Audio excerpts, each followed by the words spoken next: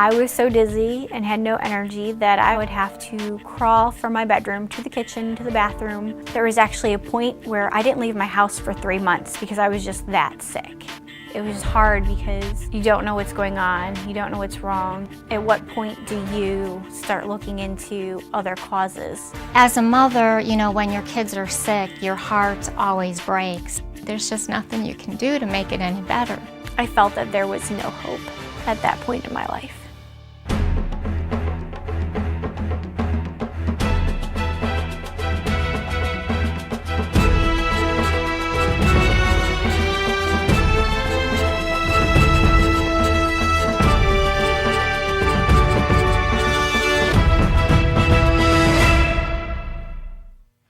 Welcome to The Incurables. I'm Don Wildman. Lena Wolfe was a happy girl from the Midwest, living a relatively normal life. Many considered her an exceptional young lady with great ambition and a gift for recognizing the benefits of hard work and dedication. She was always busy and enjoyed staying physically active.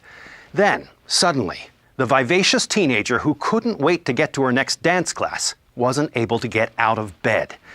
Without explanation, Lena was overcome with debilitating fatigue. This was not simply the oft-seen rebellion of an overtaxed youngster. She literally could not lift her head from her pillow. Lena's parents were distraught about what was happening to their daughter, and Lena was terrified at what her life had become. I had to pull out of school because I was unable to stand up enough to actually go to school. The hardest thing was to see her sleeping her life away. And not because she wanted to, but because she physically couldn't even get up.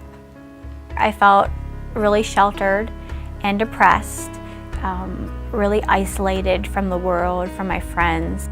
I felt hopeless, like she was never going to get off the couch. She was never going to have a life. That, what was I going to do 30 years from now and she's still laying on the couch? How am I going to take care of her? I think it really hurt as far as the friends, because they don't understand what's going on, because you hardly understand what's going on. So they just kind of figure it's easier just not to be your friend. Every time you get some little piece of information, it's just like, okay, let's run with this and see what this does. And then your hopes just get dashed as it's not the answer, and she's awake even less and talking even less and not bubbly and not dancing. I couldn't fight for myself, so it really came down to my parents to fight for me. Fortunately, the Wolfes already had a strong support system in place. Kenny and Cindy were raising their 3 kids in Cleveland, and they had always been a tight-knit family. Her little sister idolized Lena, who aspired to become a prima ballerina. I took ballet from the time of kindergarten all the way through high school. It was run here, run there, run there. She was in ballet twice a week. She did not only regular ballet, but also classical ballet. She loved to dance, and she loved to be outside playing. But during the 8th grade, Lena began to sense that things just weren't right. She wasn't her normal, exuberant self. We didn't notice Lena's problems immediately because it was something that kind of came over time. Every once in a while, I would faint for no real true reason. I think we just kind of blew it off as, stress, or I was getting a cold, and that maybe I was just a little bit too much of a nervous person in general. It was just something that was very, very sporadic. And then it just started becoming a real problem when I got into high school. She was passing out way too much. Normal people just don't pass out, once a week. I had a lot of mental fog, dizzy, blacking out, or losing your field of vision, getting like tunnel vision, go from sitting to stand, getting woozy. She would actually have a seizure when she would pass out. But it was not grand mal. It was just, she would get stiff and her eyes would roll back in her head. And so we went to the doctor hoping to find out why she was passing out so much. My family physician generally contributed it from just due to growing up. It was just hard because they didn't have an answer for me of why I fainted. Lena's doctors couldn't identify anything wrong with her. The dizziness and fainting episodes only increased, resulting in cruel gossip at Lena's school. There was a lot of rumors went around that I was just skipping or I was dropping out. At one point, the high school even thought that she was on drugs. But you have a straight A student here who's ultra conservative, and it's like, you're way off base. The fainting and the missing school definitely started affecting my class work. It was very hard and embarrassing and nerve-wracking. I actually fainted in my biology class. It was very awkward, I guess, because you have a room full of kids looking at you. Lena? I remember it was really weird, that fainting time, because the first thing I remember when I wake up is blue hands in front of my face, and it took me the longest time to realize that the blue hands were a paramedic. My mother was actually told I wasn't allowed to come back to school until they knew what was wrong with me.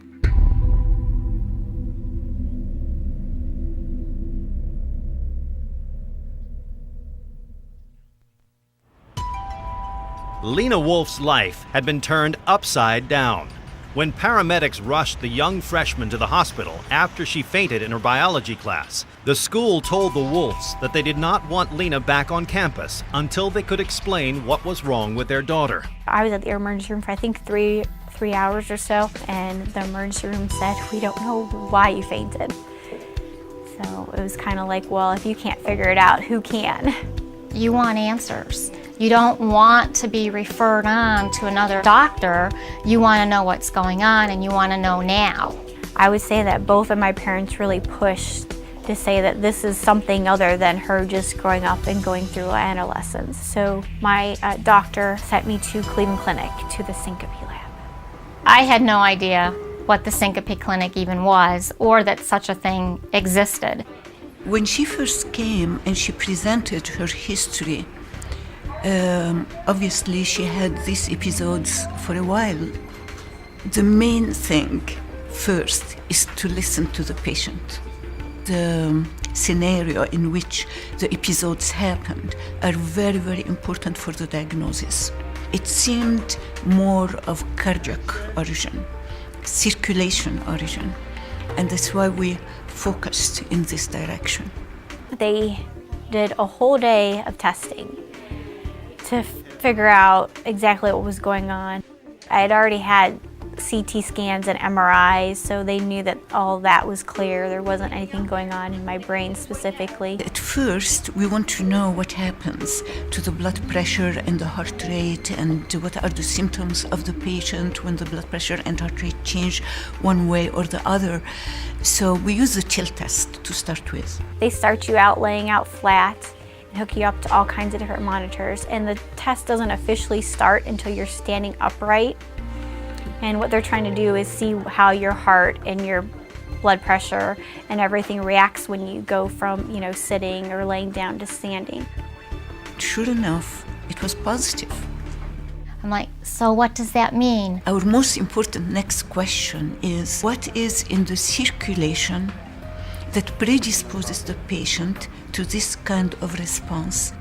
Dr. Fuad performed a series of tests on Lena's sympathetic and vagal nervous systems and measured her blood volume. She wanted to find out what was creating the disturbance in Lena's blood circulation that was causing her to faint. These tests included the Valsalva test and the heart rate variability test. The results finally yielded a diagnosis.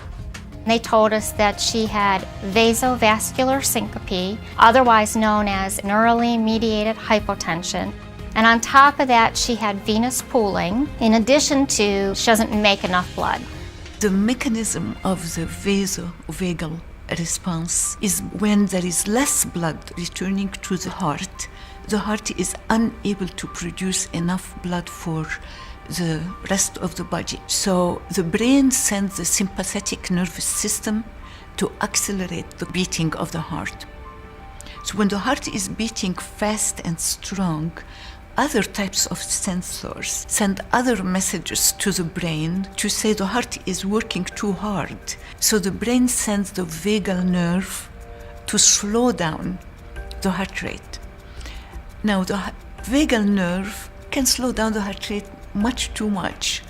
And by doing so, the heart rate slows or may sometimes have what we call a pause, and the blood pressure drops. So the treatment we gave to Lena was to increase her salt intake, take the proper type of fluid for adequate hydration, and we give her a medication to tone down the vagal nerve. They first put me on Florinef. We thought that this was the best route to take for her, that the right combination of drugs would bring her back to some sort of normality. About every 3 weeks they were increasing the dosage, and she was monitored by her family physician as well as by the Cleveland Clinic. Initially I was, positive with what results I got because, I saw some improvement. I made it through summer school fine, and I was able to go and hang out with friends and didn't seem to have too many problems. The start of my junior year was really hard. I started fainting more, I started getting tired more, I started having more side effects with the other medicine that they would put me on, more headaches.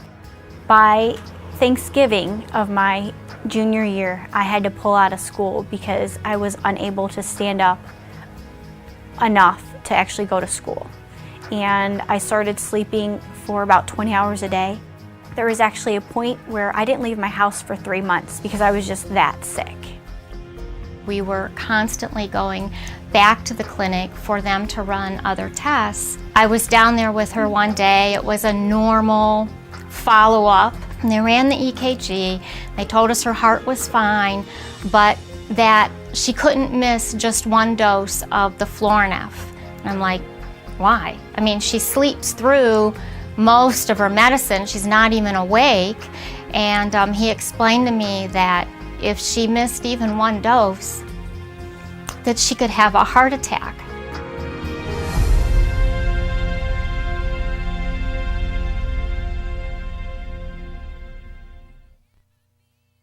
It was a terrifying year for young Lena Wolfe and her family as a series of fainting spells went undiagnosed.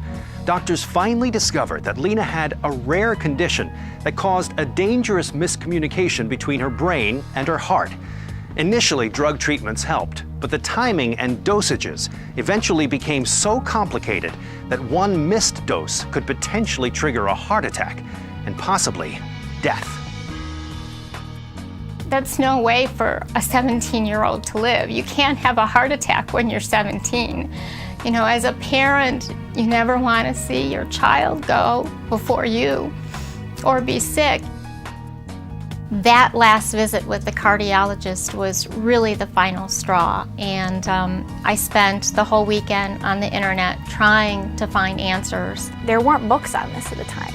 I'm not even sure that you could find a whole lot of books on it right now. Every time I go to a cardiologist, I learn the new name, which is very hard because if you don't know the name, what are you looking up? In the back of my mind, I always knew that there had to be something. There had to be something somewhere. It was just that I had to find it, and I just had to look harder till I found it. Cindy Wolfe's diligence led to her discovery of a little-known Chinese drug called Vasotec, which had shown some promise in patients with neurally mediated hypotension. They had not proven why it worked. They just knew that it was working with patients that had NMH. So I called the family physician and said, look, she's missed her whole year of school. She's only awake for 4 hours a day. Why can't we try this? He agreed to start taking me off all the current medicines I was on, which took 3 months. We had to wean her off of all the medicine that she was on because it was such a dangerous process. And then after the 3 months, I was allowed to start the Vasotec. In addition, a coworker recommended to Cindy that they look into a specialized blood testing facility called Your Future Health. Being at their wits' end, the Wolfes decided to give it a try. I have a special love in my heart for Lena Wolfe. She basically had a condition called neurally mediated hypotension, and she had to explain that to me because I hadn't heard of neurally mediated hypotension before. In a typical hospital setting, blood is drawn to confirm the presence of a particular condition. Ellie Cullen founded Your Future Health on the principle that many diseases can be prevented by maintaining an optimum blood chemistry. Ellie's clinic conducts preventative blood tests and works with clients through diet and supplements to control those levels. When I first heard that YFH can change your life just by changing your diet, I was a little skeptical, but I didn't figure that it could hurt.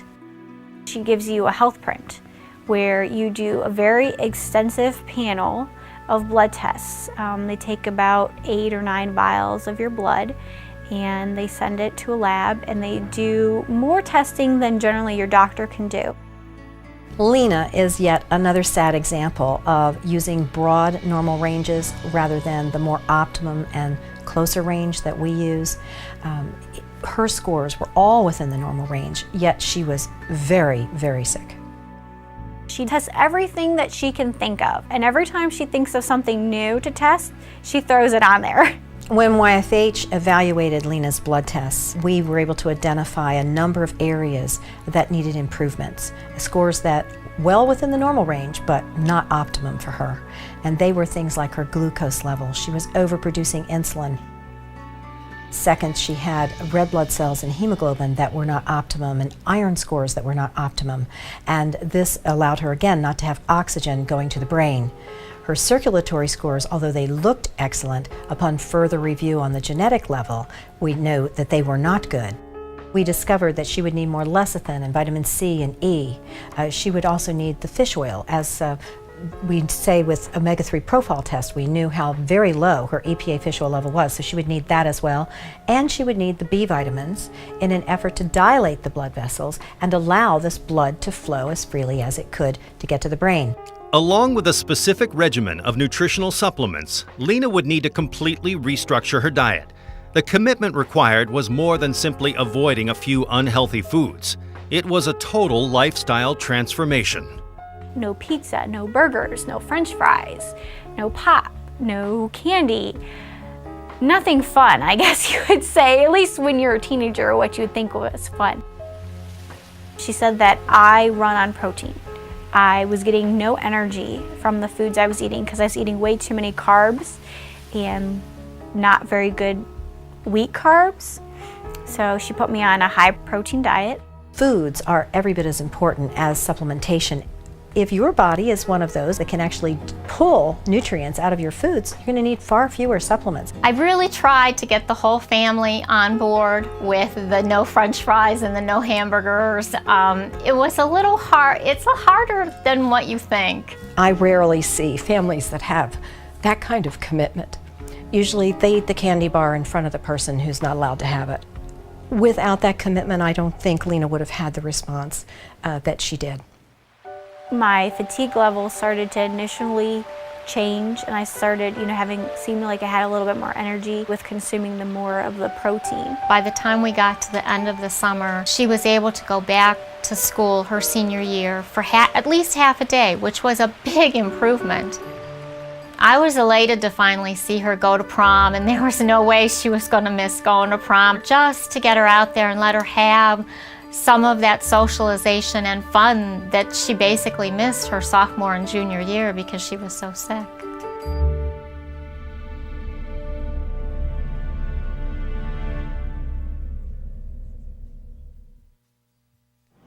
It had been a long, exasperating road for Lena and her family, one fraught with fear.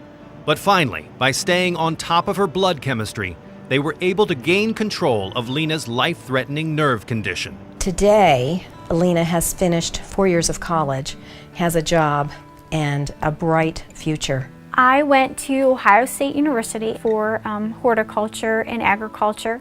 Lena has always loved plants. What I really like about gardening and planting is that you take this really little seed, and it's so small and it's a whole lot of nothing, and it just grows into a huge plant. But it doesn't do that very well if you don't take the time and, care for it and water it. You have to do the same thing with your body. If you don't give it the right nutrition, you're not going to grow and be the best that you can be. While the doctors don't feel that Lena will ever be fully cured from neurally mediated hypotension, we do know that the dramatic improvement that she's had in her symptoms with diet and supplementation has helped her to lead a normal life. If it wasn't for her and changing my diet, I never would have made it back to high school. I never would have graduated, and I definitely would have never made it to college. Let alone, I don't think I'd be sitting here today. I would still be, somewhere in bed. We have a very special place in our hearts for Lena Wolfe and for her determination, because it's so hard for a kid to have to eat special foods. And the determination of her family and the financial commitment that they made, they had to test her very frequently in order for us to find which nutrients she needed. It is phenomenal to see Lena married and talking about having kids. It's just wonderful to see her blossom into this beautiful young lady that everybody loves. Overall, the prognosis of the vasovagal condition is good. So we always are positive about the outcomes, and we encourage the patient that let's work together on it. It is something that you have to deal with for the rest of your life. There is not a cure for it. You just have to learn how to cope and survive with it and do the best you can. Fainting episodes made Lena an outcast at school, and worse yet, doctors couldn't tell her anything except whatever she had might kill her.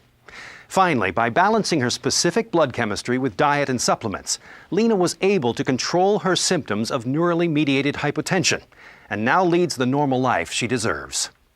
To learn more about Lena Wolfe's story, go to our website. Join us next time for another remarkable story of personal triumph. I'm Don Wildman for The Incurables.